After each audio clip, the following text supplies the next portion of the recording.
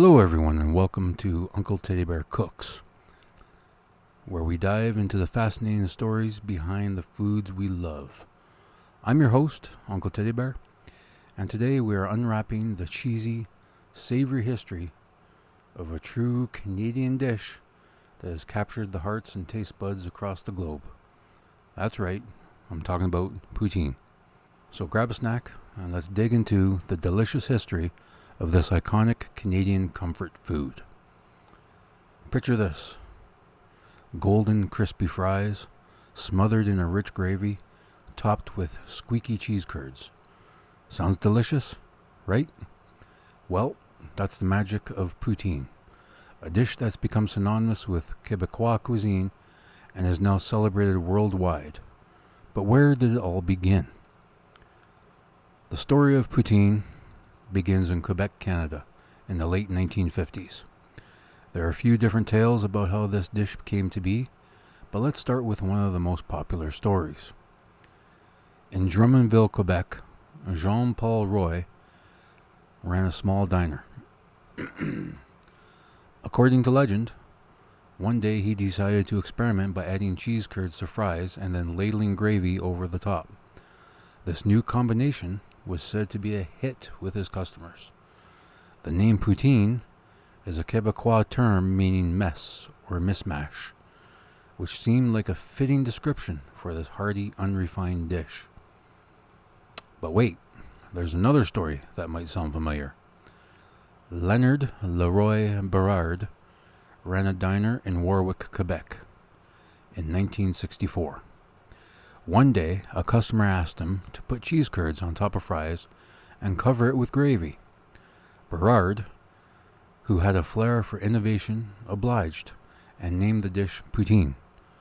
According to Berard, the name came from a local term for a mix or a mess, which seemed just right for this new creation. So while both stories are compelling, there's no definitive proof that one is the absolute origin of poutine.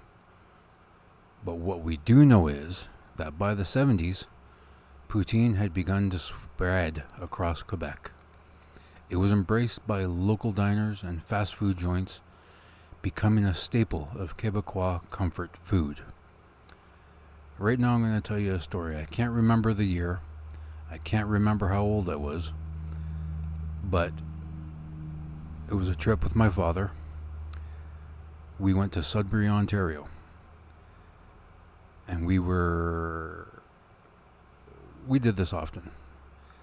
We went up by train and we were at Science North. Now, for those of you who don't know, Science North is a place in Sudbury,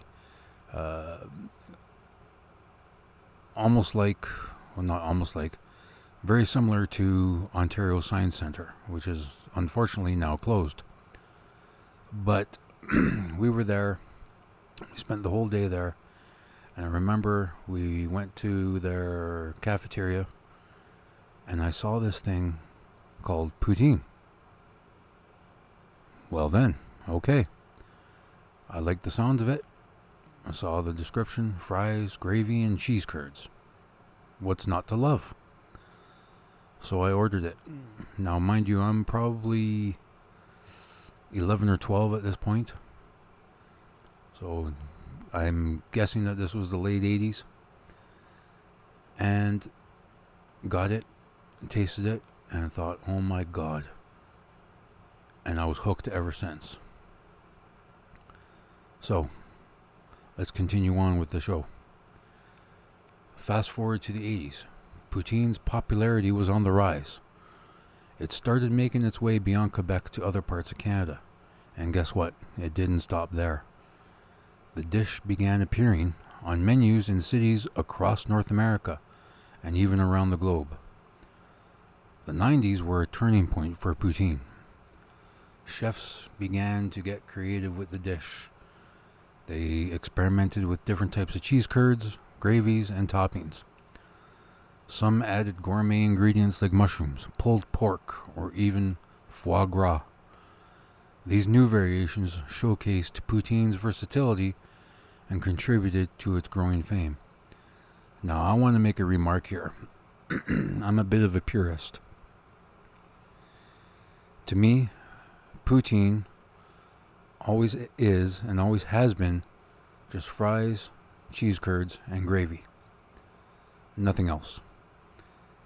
All these other things like pulled pork or chicken or whatever the case may be, to me, that's not poutine.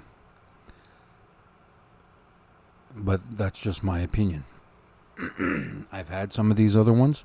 They were great. They tasted good. I'm not knocking that. But to me, I love the traditional poutine of fries, gravy, and cheese curds. By the 2000s, poutine had become more than just a regional specialty. It was now a global phenomenon. Food festivals like Poutine Fest celebrated this beloved dish, offering everything from classic to innovative versions. The dish's rise in popularity wasn't just about taste it. It was also about cultural pride. Poutine became a symbol of Canadian and Quebecois identity. Today, poutine continues to evolve. Chefs around the world put their own spins on it, and it's become a staple in many international food scenes. Whether you're enjoying a traditional poutine or a modern twist, it's clear that this dish has made its mark on the culinary world. So, there you have it, the story of poutine, from its humble beginnings in Quebec to its place on the global stage. It's a dish that represents comfort, creativity, and cultural pride. Next time you dig into a plate of poutine, you'll be savoring a rich history along with those delicious layers of fries, cheese, and gravy. Thanks for joining me on this taste journey. If you enjoyed this episode, be sure to subscribe, leave me a review, and as always, keep exploring the stories behind your favorite foods. Until next time, I'm Uncle Teddy Bear, and this has been Uncle Teddy Bear Cooks. Bon appetit, and see you next time.